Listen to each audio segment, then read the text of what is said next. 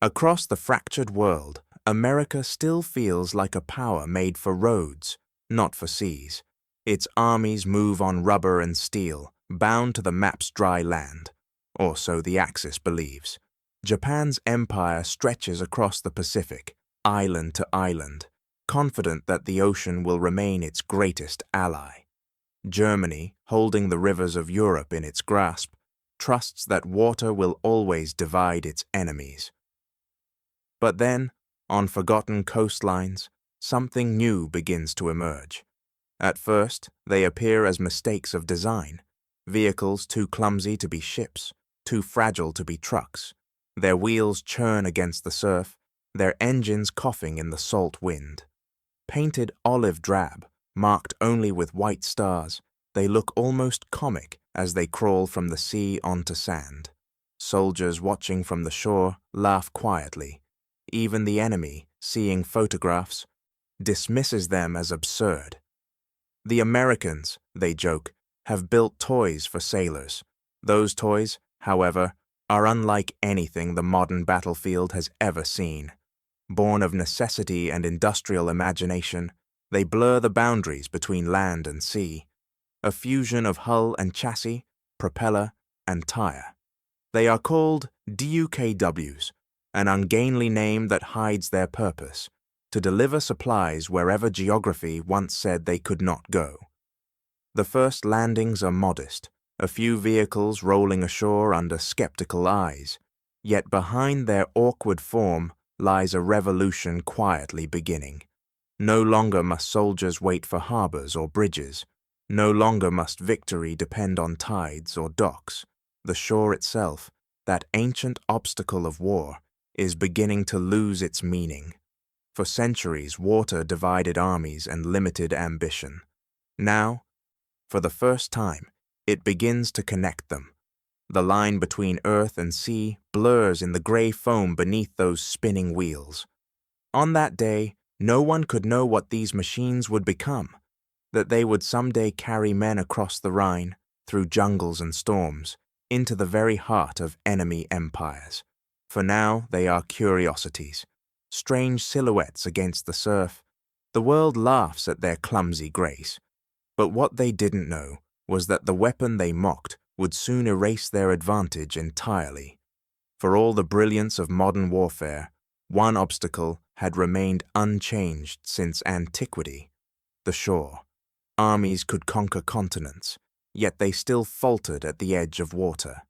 Amphibious warfare had broken empires long before tanks or aircraft existed.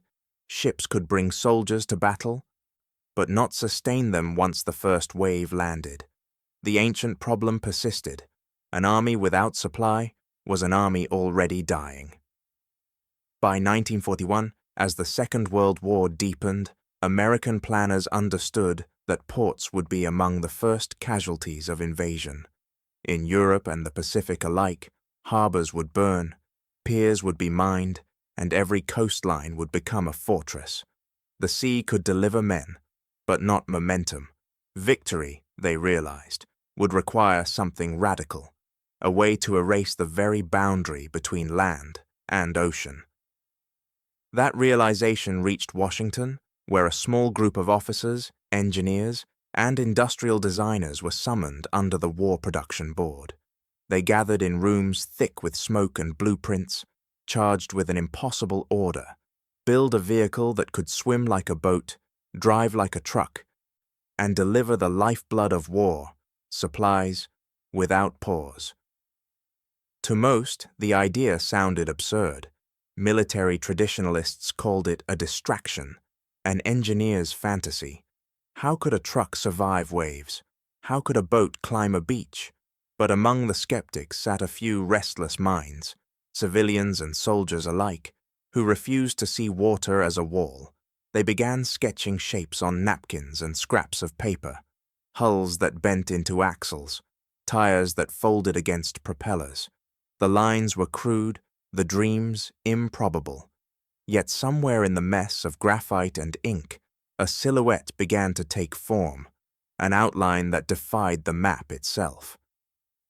Outside the meeting rooms, The war was already testing their urgency. Across the Pacific, Marines were learning how a shoreline could kill. Landing craft ran aground on reefs. Men drowned under the weight of their packs, and ships stood helplessly offshore, watching their own supplies rot within sight of the beach. Every failed landing whispered the same truth. A bridge from sea to land could not wait for ports. It had to be built into the vehicle itself. Factories from Detroit to St. Louis soon joined the experiment. Steel hulls were hammered beside engine frames, propellers welded to chassis. Naval architects debated buoyancy, while truck designers spoke of torque and traction.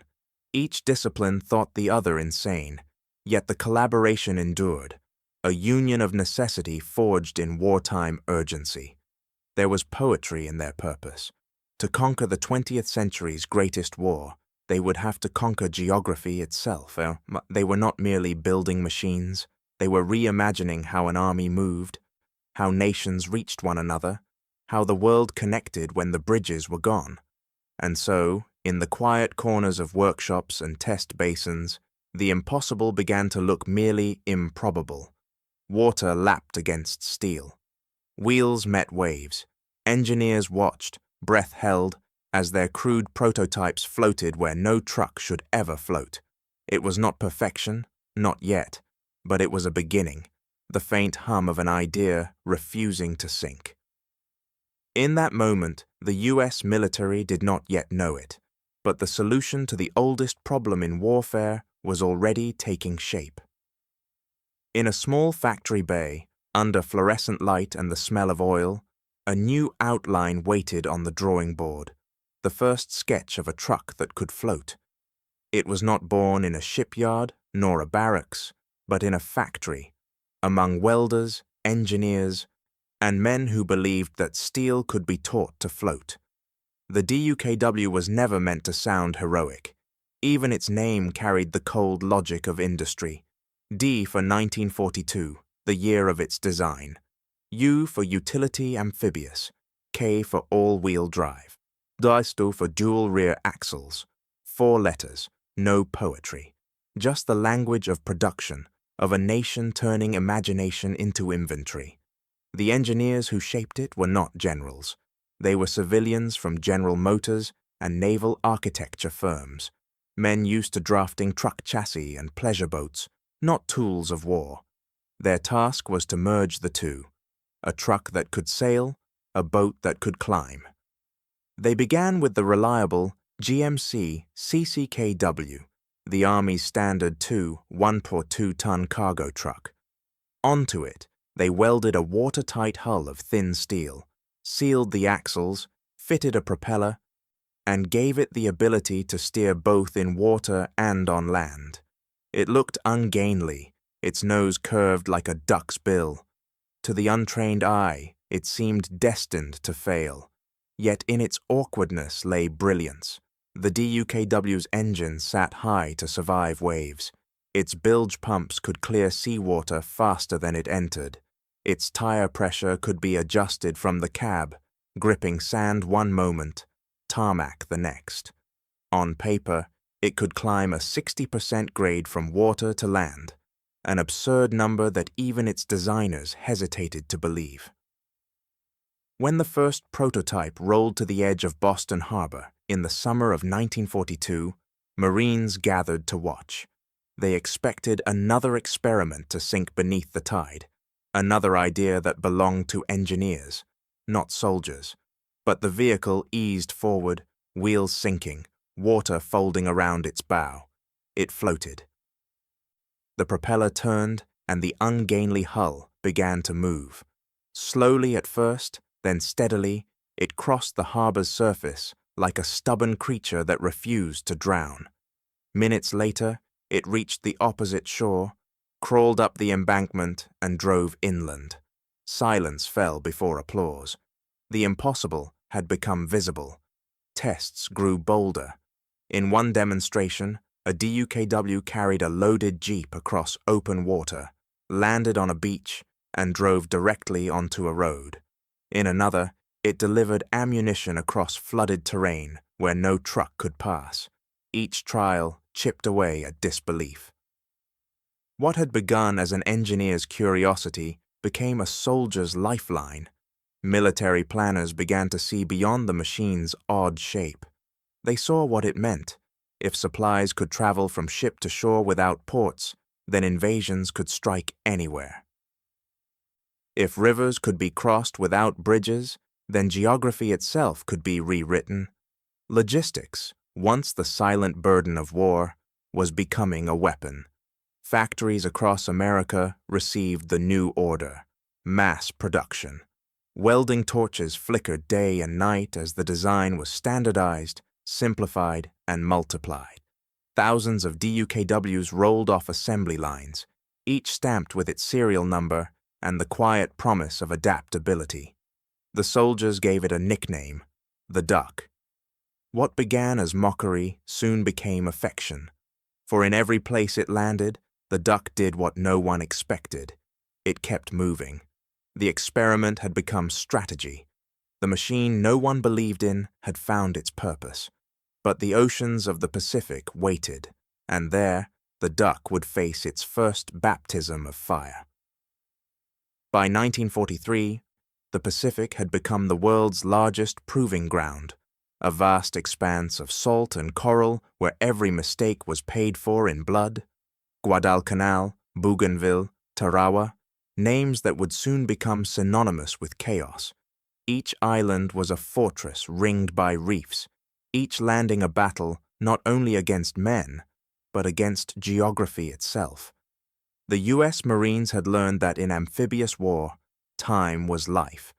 A delay of minutes could mean a company stranded under artillery fire, a battalion cut off by tides. The Navy's landing craft, the standard LCVP and LCMs, could bring soldiers ashore, but they could not keep the lifeline open. As the tides fell, their flat hulls caught on reefs, stranded half a mile from the beach. Crates of ammunition, barrels of gasoline, and medical supplies sat useless on ships, while men fought and died waiting for them. It was then that the DUKW arrived, awkward, unarmored, and utterly indispensable.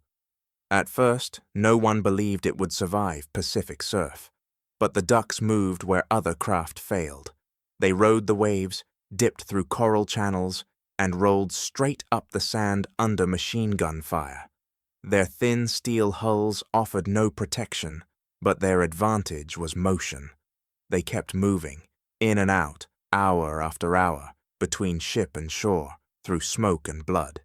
At Guadalcanal, they carried the wounded back to hospital ships while bringing ammunition forward on the return trip. At Bougainville, they hauled artillery across mudflats that swallowed ordinary trucks whole.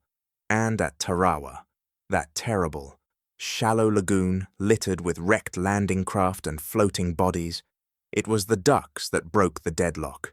They delivered supplies directly to the front line, carrying everything from rations to mortars, their engines roaring through the surf as shells burst around them. Marines began to call them the Ducks that save your life. Not because they were armored, but because they were constant. In a war where every other machine seemed to break, the Duck refused to stop. It could carry a jeep, a cannon, or 20 soldiers. It could traverse a reef, a sandbar, or a flooded jungle. It became not just a vehicle, but a bridge, a moving connection between survival and defeat. Japanese observers were stunned. From hidden bunkers, they watched trucks emerge from the sea, crossing lagoons as if the ocean itself had turned against them. Reports sent back to Tokyo described vehicles that swim and drive. Few believed it. The notion defied the rules of war. Yet for the men facing them, it was a nightmare. The realization that no beach, no tide, no reef could halt this new kind of enemy. The Ducks proved that America's greatest weapon was not power, but adaptability. Where other nations built monuments of armor and pride, the United States built machines that could bend. The DUKW embodied that humility. a tool made not for glory, but for service. It was not designed to fight, but to ensure that those who did could keep fighting. In the tropical rain, they rusted quickly, their hulls dented, their engines filled with salt water, yet they kept running. Crews patched leaks with rags, pumped water by hand, and drove on. Each mission blurred sea and land until both became one continuous battlefield, the amphibious dream finally realized. By the end of 1943, thousands of DUKWs served across the Pacific. They were no longer an experiment, they were doctrine. From island to island, they carried the rhythm of victory, steady, unglamorous, unstoppable. The myth of American over-engineering, of wasteful invention and mechanical vanity, began to sink beneath the waves. But even as the Pacific learned to fear the duck, another continent waited. Across the world, Europe was preparing for its own invasion, and there, the DUKW would face a new kind of storm. In Tokyo, the reports arrived quietly. They came from distant garrisons, scattered islands, atolls, and occupied shores, each describing a strange American machine that moved from sea to land without pause. The intelligence officers read them, stamped them, and set them aside. To the Imperial General Staff, the idea was absurd. "A truck that swims," one officer remarked, "is a toy, not a threat." For a nation raised on the belief that nature itself could be an ally, the concept seemed irrelevant. Japan's empire was an empire of terrain, of cliffs, reefs, and volcanic ridges. Geography was its first defense and its final refuge. The High Command trusted in it absolutely. They fortified coastlines, carved bunkers into rock, and mined the beaches. They built their confidence on maps, on the conviction that the ocean would always divide friend from foe. But as the war deepened, that ocean began to turn against them. Across the Pacific, American convoys now moved with a rhythm that defied geography. Ships no longer waited for harbors, they built their own. The DUKW, small and unarmored, had become the invisible bridge between sea and shore, the humble connector that made every invasion possible. What the Japanese dismissed as an engineering curiosity was becoming the bloodstream of an advancing empire. On islands like Bougainville and Tarawa, Japanese soldiers watched in disbelief as columns of green trucks rolled out of the surf, each carrying crates of ammunition or barrels of fuel. They expected the tides to trap the enemy, the reefs to tear their landing craft apart. Instead, the Americans came at high tide, low tide, or no tide at all. Their supply lines no longer obeyed the ocean's schedule. Yet in Tokyo, few listened. Commanders focused their energy on new weapons, faster aircraft, deeper bunkers, and the growing cult of the kamikaze. They believed that courage could replace logistics, that devotion could offset material disadvantage. They could not see that the real American weapon was not firepower, but flexibility, an unglamorous kind of genius that turned obstacles into routes. The DUKW was never mentioned in propaganda. It was too plain, too utilitarian, too lacking in glory. But behind every American assault, it was there, carrying shells, food, or the wounded. When typhoons hit, it became the only vehicle still moving. When bridges fell, it crossed without hesitation. The empire of islands was being dismantled not by bombs or battleships, but by machines that refused to respect the boundaries of land and sea. Japanese strategy had always treated water as a wall, an ancient moat separating the fortress from the world. Now that moat was filling with American motion. Each new landing erased another layer of security. At night, from the cliffs of Saipan and Leyte, sentries watched the silhouettes of these strange vehicles gliding through moonlit surf, their engines humming, their wheels already turning before they reached the sand. The imperial planners never grasped the meaning. To them, logistics were secondary, an afterthought of courage. To their enemies, logistics were destiny. By the time the realization came that supply, not spirit, wins wars, it was already too late. Across the Pacific, the Ducks continued their quiet campaign, carrying firepower through waves, bringing war to places geography had once protected. The Empire's greatest ally, distance, had turned into its executioner. Water, once the symbol of isolation, had become an American highway. And far across that same ocean, another front waited, one where rivers, not reefs, would decide the fate of Europe. By 1944, the Ducks had crossed an ocean. What began as an experiment in American shipyards now drifted toward history's largest invasion.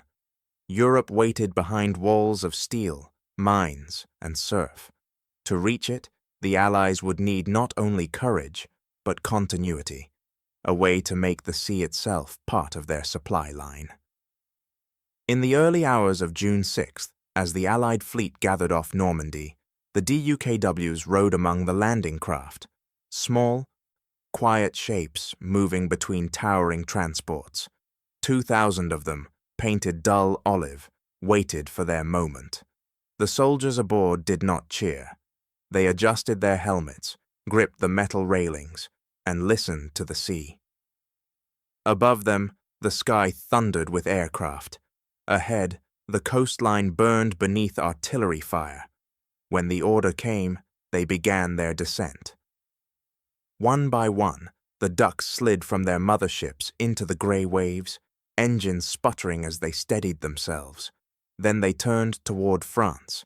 Shells burst around them, waves rose over their bows, but they did not stop. They were not meant to fight, only to deliver, to connect.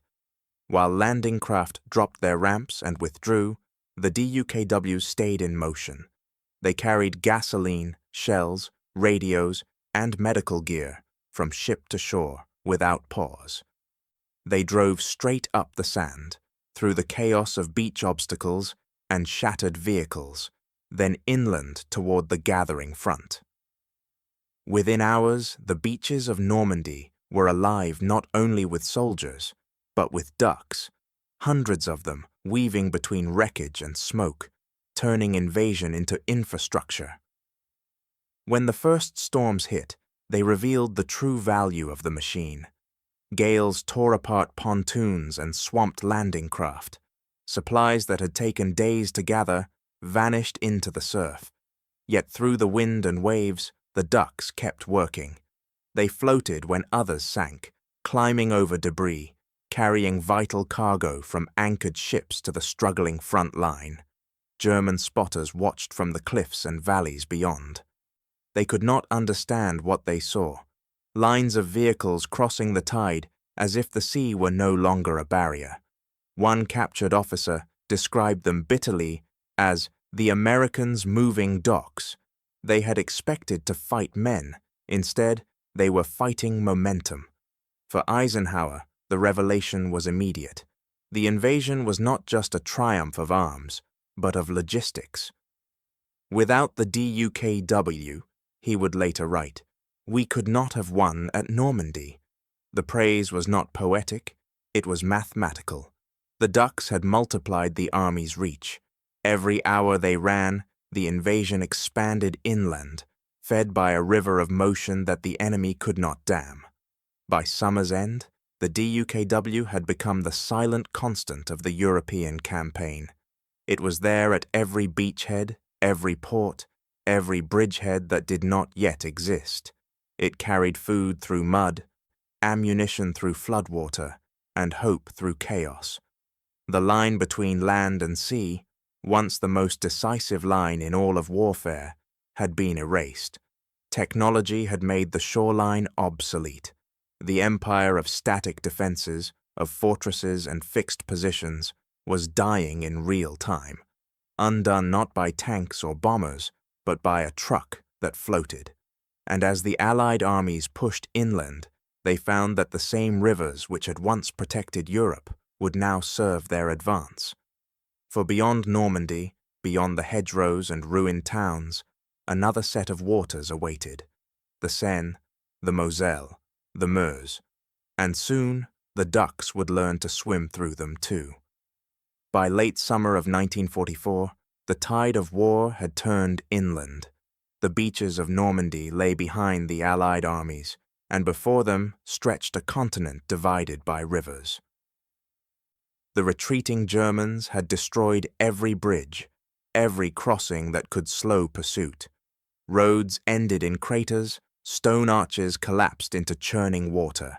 For centuries, Europe's rivers had been nature's fortresses. Now they became its last defense. But for the Americans, the DUKW had already changed the meaning of water. The same machines that had conquered surf and tide were now pressed into new service as ferries, bridges, and lifelines. The problem of the shore had become the problem of the river, and once again the duck answered it. Along the Seine, DUKWs shuttled supplies to Patton's Third Army as it raced eastward. They carried fuel across makeshift crossings where no bridge stood, linking armored columns that outran their own logistics. At every turn, they found a way forward, up narrow embankments, through flooded farmland, across rivers swollen by autumn rain. Where the ground ended, the duck continued. To the German High Command, this was a nightmare. They had built their defenses around natural barriers, counting on rivers to stall the Allied advance as they had stalled invaders for centuries. But now, those same rivers seemed to move with the enemy. Every time a crossing was destroyed, another appeared. The Rhine, the Moselle, the Meuse, one after another, these old lines of protection dissolved into motion. In September, at the Moselle near Metz, engineers assembled 140 DUKWs for a single night's crossing. Rain fell in sheets, and fog rolled over the valley. The current was strong enough to sweep men away. Yet hour after hour, the ducks moved, each one loaded with soldiers, tanks, or ammunition. Their engines echoed across the water, faint and steady beneath the thunder of artillery. By dawn, an entire armored battalion had crossed the river without a bridge. What should have been a week-long operation had taken one night. Reports from German field commanders read like disbelief. Units defending the far banks expected time, hours, perhaps days, to prepare. Instead, they woke to find American armor already behind them. "They come from the water," one officer wrote. "They cross where crossings do not exist." This was no longer the slow, grinding war of attrition that Europe had known. It was a new kind of movement, fluid, unbroken, unpredictable. The duck, born for the beach, had become the instrument of inland conquest. Each river that once divided France now served as an artery of advance. Even soldiers unused to reflection understood what was happening. "The rivers don't stop us anymore," one sergeant wrote home. "They help us." To the men who watched these machines work through mud and current, it seemed that technology had given them something almost supernatural, the ability to ignore geography. Behind the front, generals recognized the transformation. The DUKW had erased one of the oldest equations in military history, that water equals delay. Where previous wars demanded bridges and pontoon units, now mobility itself became strategy. Logistics, invisible, mechanical, and unglamorous, had become the sharpest weapon of all. Each success deepened the enemy's confusion. To German tacticians trained in static defense, rivers were walls. To the Americans, they were corridors. The very map of the war, its geometry of advance and retreat, was being rewritten. By October, the Allied column stretched from Paris to the borders of Germany. Towns liberated one week were supplying new offensives the next. The duck had turned the Allied army into a living organism, one that could feed and move at the same time. The Germans called it improvisation. Eisenhower called it inevitability. And as autumn turned to winter, that inevitability carried the Allies to the edge of their final obstacle, the cold forests and flooded valleys of the Ardennes, where even the duck would be tested by the fury of the season. The war's geometry had been rewritten, but the equation of survival was about to change again. By December 1944, the Allied advance had slowed to a crawl. The euphoria of summer, of liberation and relentless movement, had frozen into stillness. The roads through Belgium and the Ardennes were no longer roads at all, only ribbons of ice choked with wreckage and snow. In the forests, German shells shattered the calm, and men disappeared into white silence. The Battle of the Bulge had begun. It was Hitler's last gamble, a sudden, desperate counter-offensive meant to divide the Allies and reclaim the momentum of a dying Reich. The skies closed with snowstorms, grounding aircraft. Trucks sank into mud or froze in place. For days at a time, convoys stalled, fuel depots emptied, and rations dwindled to crumbs. The greatest army on earth was being strangled not by bullets, but by distance and cold, and yet, through the snow and fog, a familiar shape kept moving. The DUKWs, the ungainly amphibians of summer beaches, were now crawling through a frozen Europe, carrying the war's lifeblood where ordinary trucks could not. Their steel hulls were painted white for camouflage. Their engines groaned against the cold. In the darkness, they crept across half-frozen rivers and through shell-torn fields, loaded with ammunition, bread, and blankets. At night, their crews worked in silence. Headlights were forbidden, and engines had to be muffled. They navigated by instinct, by the shape of the terrain and the memory of the land. Men huddled in the open cabs, faces raw from wind, hands frozen around the steering wheel. Many of them were engineers, not infantry, but the lines between soldier and driver had long since blurred. The ducks had turned them all into front-line lifelines. When bridges collapsed, the DUKWs replaced them. When the Meuse and the Our rivers flooded their banks, they became the only vehicles capable of crossing. They ferried fuel to tanks trapped on one side of a frozen stream, then carried wounded men back on the return journey. Every gallon delivered, every crate of shells unloaded, became a fragment of survival. The soldiers began to say, almost reverently, "If it floats or rolls, the duck will do both." In those words was the quiet respect of men who had seen courage take mechanical form. The DUKW had no armor, no guns, and no glory, yet it endured the same dangers as those who fought. Its crews drove under artillery fire and sniper range, often alone, trusting that the same machine that had conquered oceans could now outlast winter. By January, the Allied lines began to stabilize. The German offensive was faltering, not for lack of will, but for lack of fuel. In a war defined by tanks, the victors were not those who fired the most shells, but those who could keep moving when everything froze. The DUKWs had done what bridges and roads could not. They had made motion possible in a world turned to ice. Engineers called it the finest vehicle they had ever built. Infantry called it salvation. Eisenhower called it essential. And yet, the duck's true achievement was not technical, it was moral. In its stubborn endurance lay the quiet lesson of modern war, that victory depends not only on the courage to fight, but on the determination to deliver.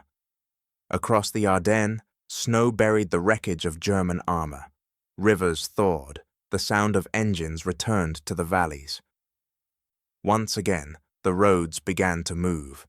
The great push toward Germany had resumed, and as the ice melted, the Allies came upon the final barrier between them and the end.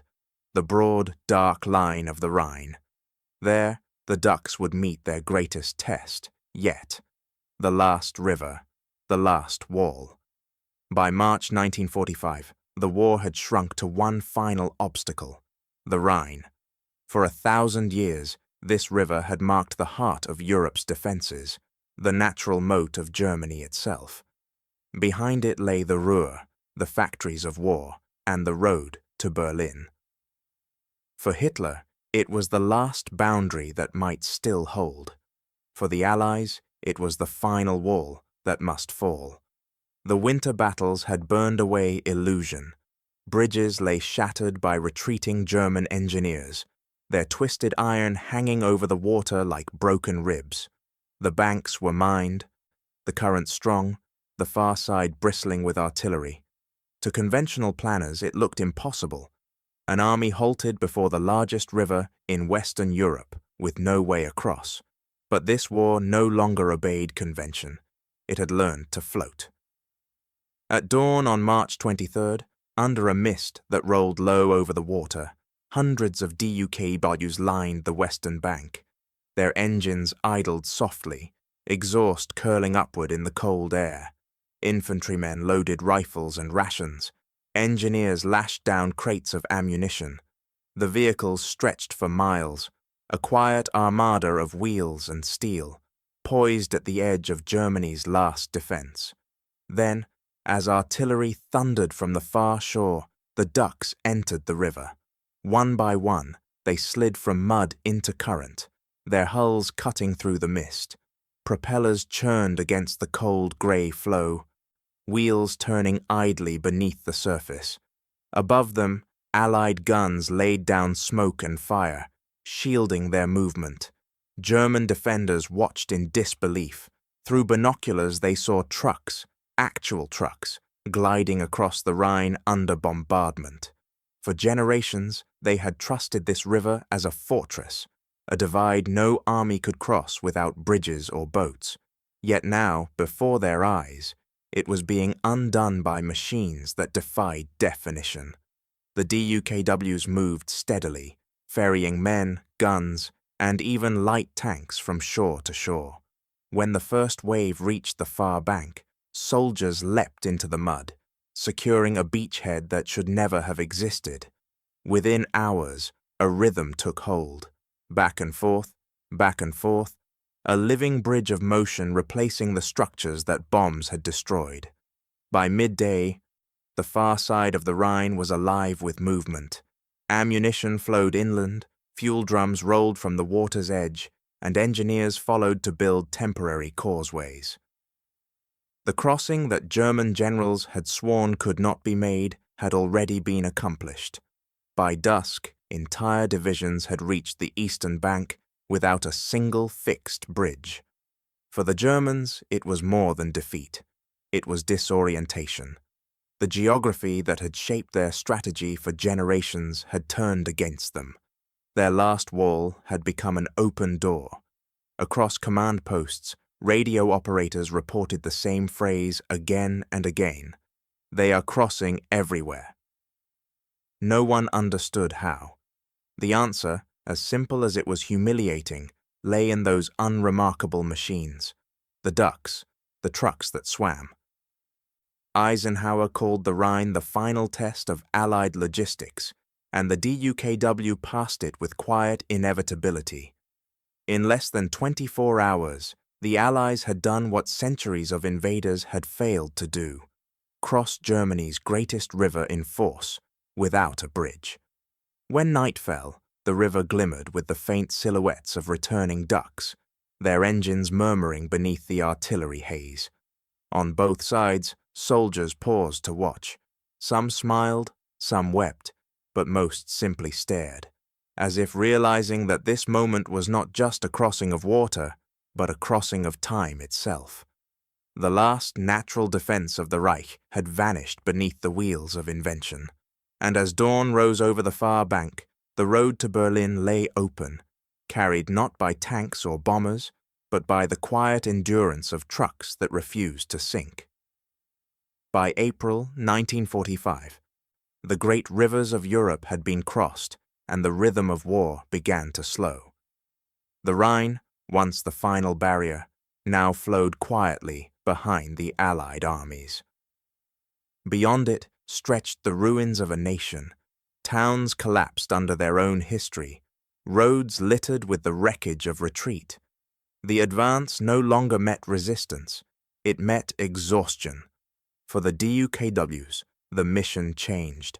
The same vehicles that had carried ammunition and soldiers now carried something far lighter and far heavier: mercy.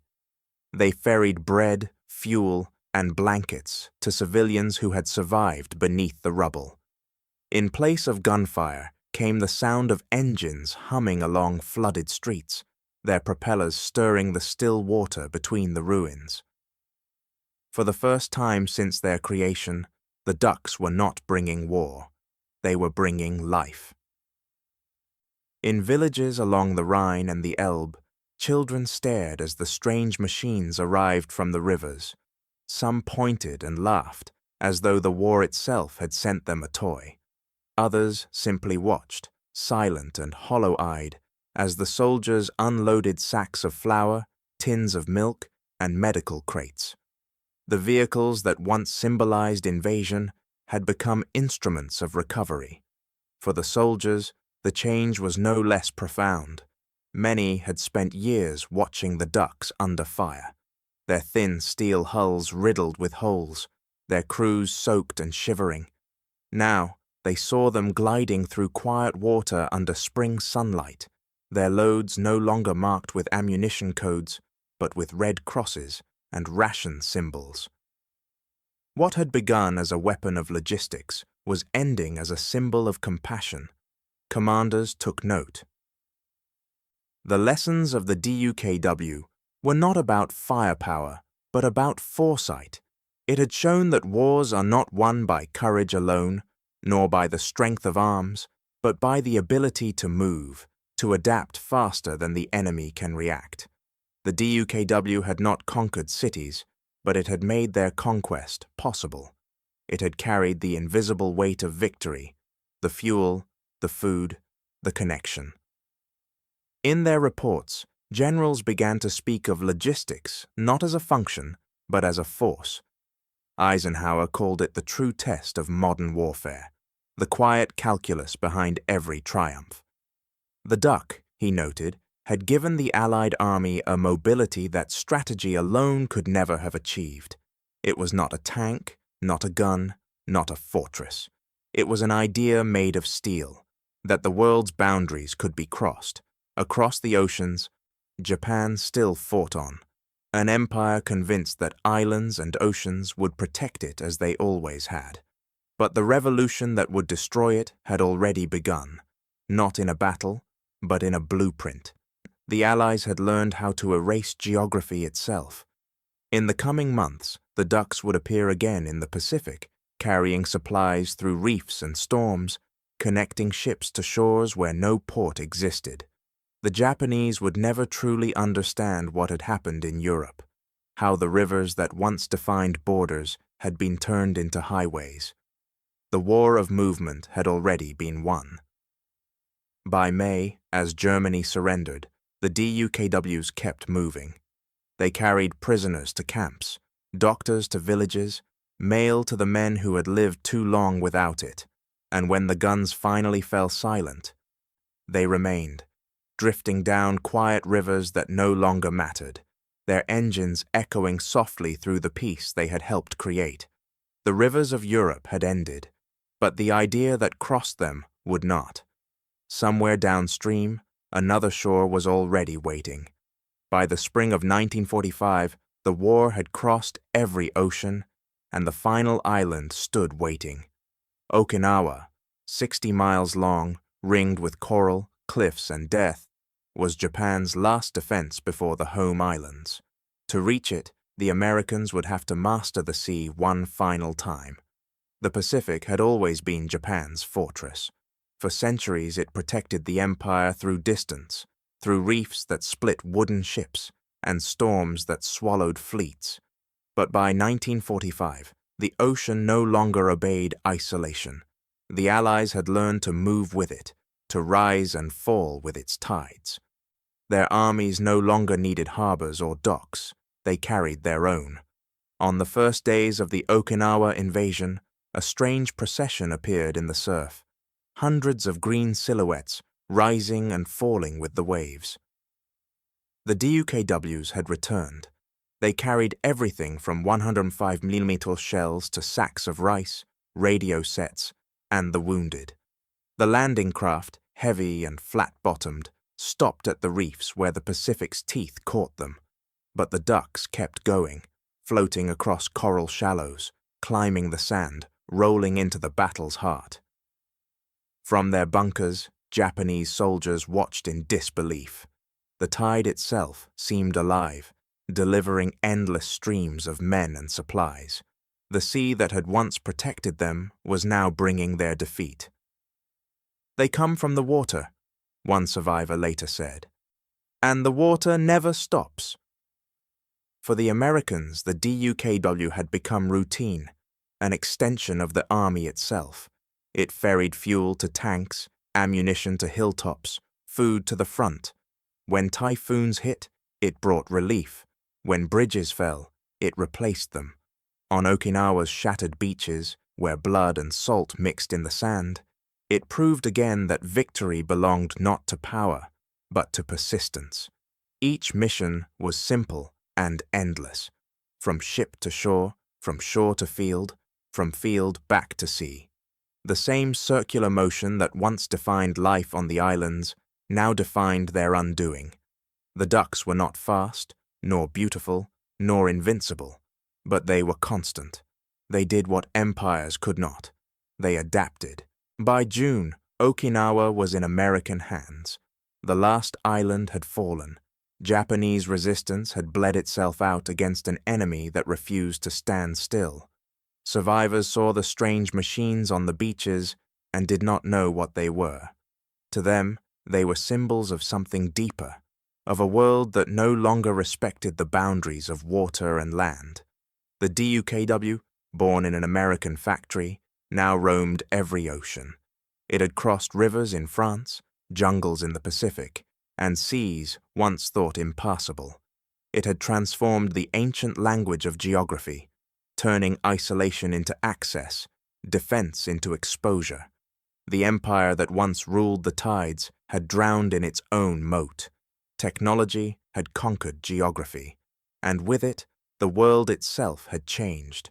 But even as Japan burned and surrender loomed, the ducks kept working, hauling food, medicine, and the first fragments of peace. They had begun as weapons of war, yet ended as instruments of recovery. Their wheels turned as if unable to stop, as if reminding the world that motion, not power, was the true measure of victory. The islands had fallen, the ocean was open, and across the quiet water, another kind of war was already beginning, the race to decide what the modern world would do with all this new reach. The guns of 1945 fell silent, but the machines did not. Across Europe and the Pacific, the DUKWs kept moving, their work unfinished, their purpose simply transformed. They hauled food instead of shells, refugees instead of soldiers, rebuilding what they had once helped to destroy. In muddy lanes and flooded cities, they became a symbol of endurance, the war's quiet survivors, too practical to retire, too valuable to forget. When the Korean War broke out 5 years later, they were called back again. The new generation of soldiers saw them as relics from another era, obsolete, perhaps, in the age of jets and atom bombs. But on the Korean peninsula, where mountains met rivers and roads dissolved into monsoon mud, the DUKWs proved timeless. They ferried troops across the Han, carried ammunition through floods, and supplied outposts that no other vehicle could reach. Once again, their strange shape, half boat, half truck, turned difficulty into routine. The same ingenuity that had crossed the Rhine now carried an army through Asia's storms. Beyond the battlefield, their story deepened. In 1953, when catastrophic floods struck the Netherlands, it was the DUKWs, not tanks, not ships, that rescued families from the submerged villages. In the years that followed, they served in Vietnam, in India, in the Mississippi Delta. Wherever disaster blurred the line between land and sea, they became, in a way, the world's most peaceful soldiers, instruments of rescue born from a war that had nearly ended civilization. Engineers began to study them anew. What made the DUKW extraordinary was not its power, but its principle, adaptability. It was not designed to dominate, but to connect. In its humble design lay the blueprint of an age to come. Vehicles that could conquer every element, aircraft that could land on water, hovercraft that glided across coastlines, machines that refused to belong to any one world. At military academies, the DUKW was studied not as a weapon, but as a philosophy. The lesson was simple: innovation thrives where imagination meets necessity. The DUKW had not won wars by strength, it had won them by refusing to accept limits. Commanders taught cadets its story as a parable of persistence, the machine that made the impossible ordinary. Among veterans, it became legend. Men who had driven them through surf and snow spoke of them with affection, almost reverence. They called it the truck that never stopped. Decades later, those same vehicles, repainted and refurbished, began appearing in cities as tourist attractions, ferrying passengers along rivers in peacetime laughter. Civilians waved from their seats, unaware that the same hulls had once carried wounded men through shell fire. The duck, once a tool of war, had become a vessel of memory. History's laughter had turned to nostalgia. What had once been mocked as absurd, a truck that could float, was now remembered as a quiet miracle of design. In museums, they stood rusting but proud, their faded paint carrying the weight of oceans and empires. Their story was not one of destruction, but of endurance, proof that the greatest inventions are not those that kill, but those that connect. As the 20th century advanced, new machines replaced them: amphibious armored carriers, hovercraft, landing ships that dwarfed the originals. Yet in every one of them lingered the same spirit, the belief that no barrier, whether river, tide, or doubt, was final. The DUKW had outlived the war that created it. It had crossed not just continents, but eras, and in doing so, it left behind something more durable than metal, a way of thinking. In an age that once measured power by destruction, the duck had proven that invention could serve a gentler kind of victory.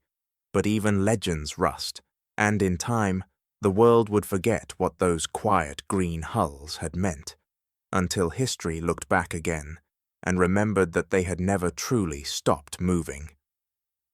In the long shadow of victory, certain machines are remembered for their thunder. The Tiger tank, the Spitfire, the B-17, all preserved in museums, cast in bronze, worshipped as icons of power. But the DUKW was not built to roar. It had no armor, no glamour, and no song. It carried no guns, only the weight of necessity. And so, when the war ended, it quietly slipped from memory, a servant of history, not its spectacle. Few monuments honor it. None were built in its shape. Yet those who understood war's anatomy knew what it had meant. When asked late in life to list the most important weapons of the Second World War, Dwight D. Eisenhower placed the DUKW among the top 5, alongside the atomic bomb, the C-47 transport, the bazooka, and the Jeep. To the Supreme Commander, it was not an accessory to victory, but one of its architects, because the DUKW was never about strength, it was about reach. It connected what power alone could not: the gap between sea and shore, between chaos and order, between survival and defeat. Its genius lay not in its might, but in its modesty. While other weapons sought to dominate, the duck sought only to deliver. In this difference lay a quiet revelation. The German Tiger, the Japanese Zero, and the V-2 rocket were all symbols of perfection, machines that embodied pride, precision, and the pursuit of superiority. Yet they broke beneath the same truth, that no empire can outlast its own arrogance. Against them, the DUKW stood as something humbler, but far more enduring, a machine designed not to overpower nature, but to work with it. Where the Tiger stalled in mud, the DUKW rolled through it. Where the Zero fell from the sky, the duck kept crossing rivers. It represented the Allies themselves, not flawless, not beautiful, but adaptable, persistent, and relentlessly alive. In a war defined by destruction, it symbolized connection. The soldiers who rode in them never forgot. They remembered the smell of salt water in the engine, the creak of the hull, the way the floor shuddered as waves slapped its sides.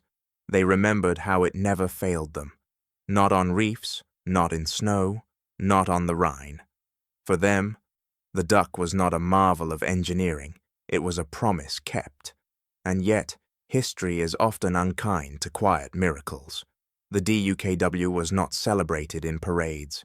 It was left to rust in shipyards, sold to farmers, converted into tour boats. Tourists would one day ride through peacetime rivers aboard its descendants, unaware that beneath the laughter of engines lay the echo of a war once saved by steel and salt water.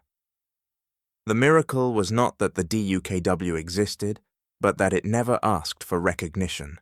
It had done its work without spectacle, without glory, the way all enduring victories are won. In its persistence lay the moral of the age it helped define, that the power to endure is greater than the power to destroy. Humility, not might, had proven invincible. And so, though the duck's story faded into the archives of logistics and design, its legacy endured in every bridge that floats, every machine that adapts, every idea that dares to connect what others divide. It did not end wars. It allowed them to end. Every war invents machines, tanks, bombers, guns, each designed to overpower, to destroy, to leave a mark upon history through fire. But very few inventions create meaning. The DUKW was one of them. It did not roar across battlefields or thunder through cities. It hummed quietly between them, carrying not destruction, but continuity. Its purpose was movement, not conquest. In a world torn apart by division, it was the machine that joined things together. The genius of the DUKW was not complexity, but simplicity. It was a truck that could float, a phrase that sounded absurd until it redefined logistics, geography, and even the psychology of war. It did not break boundaries, it moved through them. In that simple act, it reflected the broader truth of the Allied victory, that imagination, not intimidation, was the true measure of strength. In every army, there were those who first laughed at the idea, officers who thought boats should sail and trucks should drive, that the rules of nature were fixed and firm. But the DUKW existed because a handful of engineers refused to accept those limits. They sketched hulls on napkins, welded plates where theory said they should fail, and trusted the improbable more than the impossible. The result was not just a vehicle, but a philosophy, that progress begins where certainty ends. Empires fall not because they are weak, but because they stop imagining. The Axis powers had built their faith on perfection, tanks that could crush any rival, aircraft that defined the edge of technology, fortresses that believed in walls. Yet each of these symbols of mastery became monuments to rigidity. Against them, the Allies built something different, not monuments, but solutions. not machines of pride, but tools of persistence. The DUKW embodied that spirit completely. It did not fight to dominate nature, only to cooperate with it, to ride its surface, to use its forces, to go where logic said it could not. It was a quiet defiance of arrogance, a reminder that strength can come from yielding, that victory can flow like water instead of marching like steel. In the decades that followed, its lesson outlasted its mettle. Every amphibious design, every hybrid vehicle, every aircraft that could land on water or drone that could dive beneath it, all carried a trace of the duck's legacy. But beyond the engineering, there was something deeper. The DUKW taught that innovation need not roar to conquer, that the true power of invention lies not in noise, but in necessity, in the moment when a single machine makes survival possible. To the men who rode it, it was never just a tool. It was the reassurance that no river was too wide, no storm too great, no shore too distant. It was proof that human will could adapt faster than nature could resist. Long after the battles ended, veterans remembered it not for its shape, but for its silence, the way it worked without glory, without complaint, without failure. And so, the duck remains what it always was, a humble outline against vast water, a reminder of how history sometimes moves forward, not through force, but through function. In every quiet success lies a moral one. The DUKW's gift to the modern world was not speed or strength, but continuity, the ability to keep moving when everything else sinks. It stands, even now, as the quiet symbol of a world that refused to sink. In 1943, in the conference rooms of Tokyo, Japanese officers laughed. Reports had arrived from the Solomons describing a curious American vehicle, a truck that floated, a machine that could crawl from sea to land as though it had forgotten which it was meant to be. The officers passed the paper around the table, smirking. "The Americans," one said, "are building toys." The laughter carried the certainty of empire, the confidence of men who believed geography would always be their ally. To them, the ocean was Japan's armor, the reef its sword. They had no reason to believe that a steel-bodied truck could rewrite the rules of nature. But 2 years later, that laughter was gone. Across the Pacific and deep into Europe, the same ungainly vehicles they once mocked were carrying entire armies forward. They were there at Normandy, riding the waves beneath the thunder of German guns. They were there at the Moselle and the Meuse, where their wheels turned rivers into roads. They were there in the Philippines and at Okinawa, crawling through reefs that had once been shields. The DUKW did not win battles through brilliance or brutality. It won them through persistence. It did what empires thought impossible. It connected the separated, bridged the impassable, ignored the boundaries that had defined power for centuries. Its thin steel hull became a symbol of something deeper, the triumph of imagination over arrogance. By 1945, the trucks that once drew laughter had crossed 2 oceans, linking continents that geography had tried to keep apart. They had carried supplies through storms, ferried soldiers through flooded towns, and returned again with the wounded. They had outlasted tanks, survived typhoons, and defeated the map itself. In their wake, the world had become smaller, more reachable, more modern. Empires once guarded by distance were now naked before mobility. Japan's islands, once thought invulnerable, were surrounded not by walls of water, but by highways of invention. Germany's rivers, once natural moats, had become mere inconveniences. Both powers had placed their faith in terrain. Their enemies had placed theirs in minds, in engineers, mechanics, and problem solvers who refused to be stopped by the shape of the earth. when victory finally came. It was carried not by the thunder of guns, but by the hum of engines, by the quiet machinery of movement.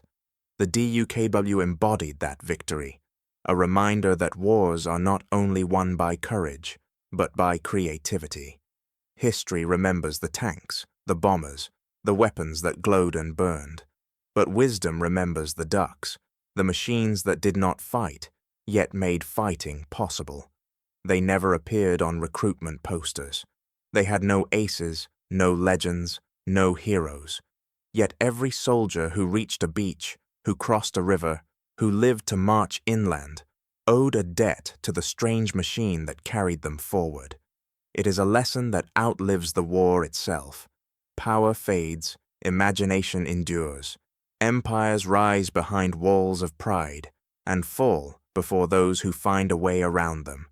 The DUKW was not an emblem of might, but of movement, of a world learning, at last, that survival belongs not to the strongest, but to the most adaptable. In time, the laughter faded into silence. The officers who once mocked the amphibious truck would never see its full legacy. They would never watch it glide across the Rhine or deliver supplies to starving civilians. They would never understand that the war's final victory was not over them, but over the idea that boundaries cannot be crossed. The DUKW carried more than soldiers. It carried a message that human ingenuity, humble and determined, can travel farther than arrogance ever dares. And so, as the tide of war receded, the strange little trucks rolled on, through rivers, seas, and ruins, carrying the modern world upon their hulls. They laughed once, they never laughed again.